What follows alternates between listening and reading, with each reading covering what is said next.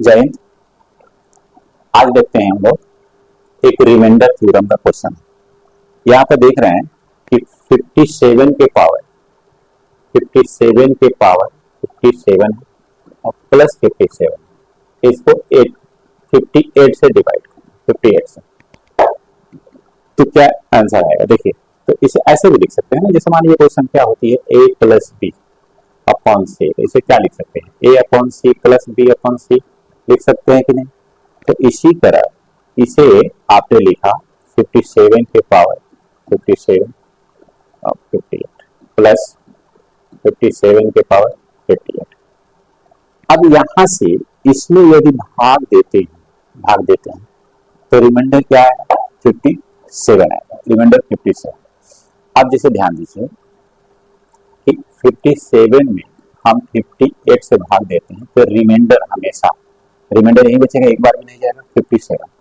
तो या तो 57 रिमाइंडर लिख सकते हैं या इन दोनों को अंतर करके -1 लिख सकते हैं। -1 भी रिमाइंडर लिख सकते हैं, तो -1 इसका आएगा। तो अब देखिए -1 का यहाँ पर -1 पावर क्या है? 57।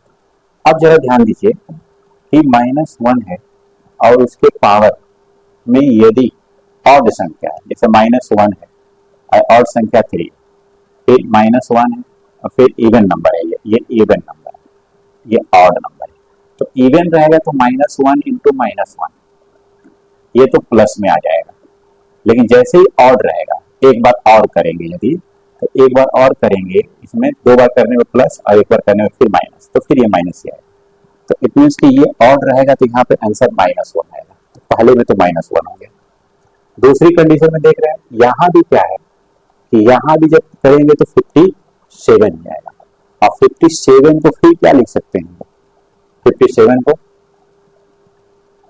अब आप यहाँ पे लिख सकते हैं -1 लिख सकते हैं, -1। अब -1 और -1 को यदि हम कैलकुलेट करेंगे ऊपर वाले में, ये तो 58 है, -1 और -1 को यदि कैलकुलेट करते हैं तो -2 आएगा। तो -2, तो -2 अपॉन 58। अब यहाँ पर -2 में तो दिया नहीं, तो हमने बताया कि इसको प्लस बनाने के लिए इसमें से घटा देते हैं, इसमें से 58 में से -2 को घटा देते, कितना आ गया? 56। तो ये आपका आंसर हो जाएगा, 56 आपके आंसर हो जाएगा। किसी भी नंबर के दो रिमाइंडर होते हैं, एक माइनस में होता है, एक प्लस में होता है। जैसे देखिए 7/8 इसके 2 रिमाइंडर है, 2 रिमाइंडर शेषफल इसका रिमाइंडर क्या क्या है? 2। एक तो 7 हो सकता है और जब 7 आ गया तो इसमें से माइनस करके भी -1 हो सकता है। रिमाइंडर -2 में नहीं शो करते हैं, इसलिए यहाँ पर 7 में दिखाते हैं। Thank you.